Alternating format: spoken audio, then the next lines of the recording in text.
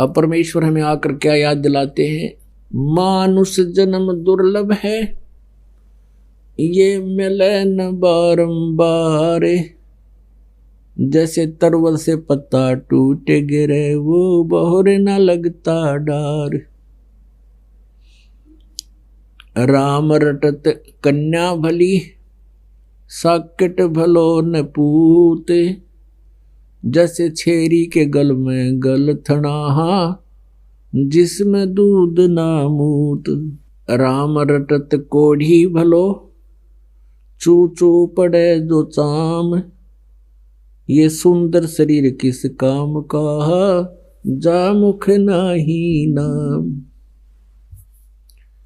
राम रटत दारिद्र भलो, टूटी घर की छान। वो सुंदर महल किस काम के, जहां भक्ति नहीं भगवान। कबीर जिह्वा तो वाहे भली, जो रटे हरि नाम। नहीं तो काट फेंक दियो ये, मुख में भलो ना चाम। मानुष जन्म पाए कर, जो नहीं रटे हरि नाम। जैसे कुआ जल बिना, फिर बनवाया क्या काम। दुख में सुमरण सब करे, सुख में करे ना कोई। जय सुख में सुमरण करे, तो दुख कहे कू होए। सुख में सुमरण किया नहीं, दुख में करते याद। कहें कबीरता दास की ही, कौन सुने फरियाद। परमपिता परमात्मा स्वयं आकर के अपनी प्यारी आत्माओं को ये ज्ञान बताते हैं कि जो साधनाएं तुम कर रहे हो ये व्यर्थ है, ये साधना ठीक नहीं है। लेकिन हम इस काल के अज्ञान से इतने रंगे जा चुके होते हैं, हम परमात्मा के वचनों पर विश्वास नहीं करते और उस लोक वेद को हम अंतिम मान लेते हैं। तो यही कारण रहा कि हम यहां से नहीं जा सके। परमात्मा पूर्ण ब्रह्म सत्य पुरुष वो चारों युगों में आते हैं, चारों युगों में आकर के वो लीला करते हैं और फिर एक जन साधारण की तरह एक जीवन जीते हैं। जिस समय में जैसी भी कोई क्रियाएं होती हैं वैसी वो अपने हाथ से सब कार्य करते हैं और हम एक उदाहरण देते हैं कि परमात्मा पाने के लिए बस इतना ही काफी, बाह्य आडंबरों की कोई आवश्यकता नहीं। जो सत्य भक्ति वो हमने मनुष्य जीवन से ही करनी है। इसमें हम कपड़े कैसे ही पहने, चाहे लाल पहने, पीले पहने, पैंट कमीज पहने, धोती कुर्ता पहने और पहने अपना किसी प्रकार का भी ड्रेस जैसे जिसमें बैठने में सुविधा हो और अभद्र सी ना लगने वाली हो, वो किसी प्रकार के भी धारण कर सकते हो। परमात्मा की भक्ति किसी कपड़े से, माला से, गले में डाल लेने से, तिलक लगाने से ये ना तो सहयोगी हैं और ना ये बाधक हैं।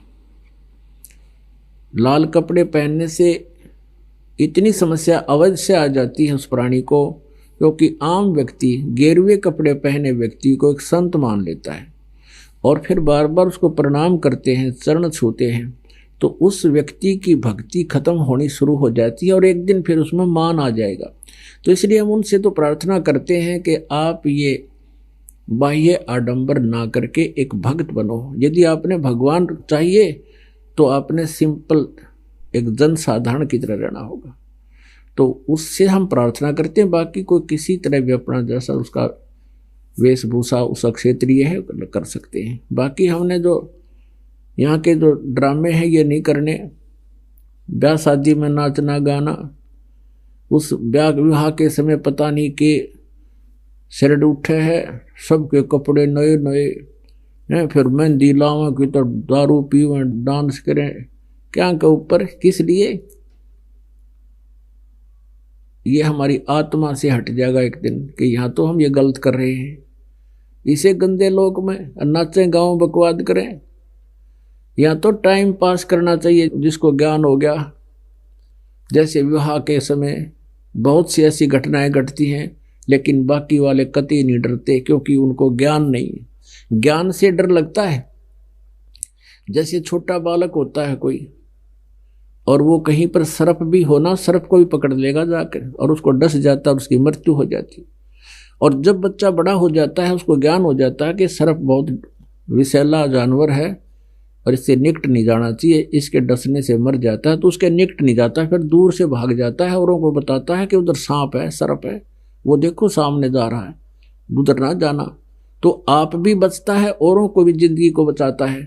तो इसी प्रकार जब आपको ज्ञान हो जाएगा कि ये नाचने गाने और विवाह के समय ये बेमतलब के खर्चे करने, ये हमारे लिए एक बहुत बड़ा सिरदर्द बना हुआ है।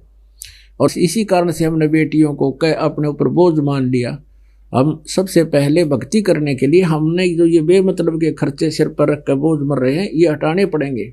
हमने भक्त बनना पड़ेगा। भक्तों ये सोच ले नहीं होते, आत्मा अपने आप इनको धिक्कार देगी। एक दिन ऐसा समय आएगा।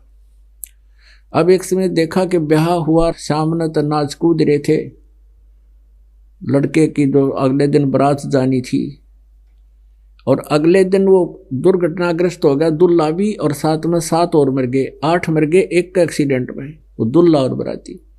अब पहले दिन तो नाच रहे थे, माच रहे थे, और अगले दिन टक्कर मार रहे हैं, रो रहे हैं, हाहाकार मच गया। तो यहाँ संत बताते हैं कि नानक साहिब जी ने से किसी ने पूछा कि हे भगवान, आप कभी खुश दिखाई नहीं देते, आप तो ऐसे रहते हो जैसे आपका कुछ खोया हुआ है। तब उन्होंने बताया, भाई ना जाने काल की कर डारे, और किस विध ढल जा पासावे, और जिनाते सरते मौत खुड़क दी, उन्होंने केड़ा हंसावे। हमें तो अपनी मौत दिखाई दे कि ना जाने कब बिजली गिर जाए। फिर उनसे पूछा कि हे प्रभु, हे महात्मा जी, क्या आप सदा ऐसे ही रहते हो? वो कहते हैं, फिर बताते हैं कि साध मिले साढ़ा शादी होंगी, और विछड़ जा दिलगिरी वे, अख दे नानक सुनो जिहाना, मुश्किल हाल फकीरी वे।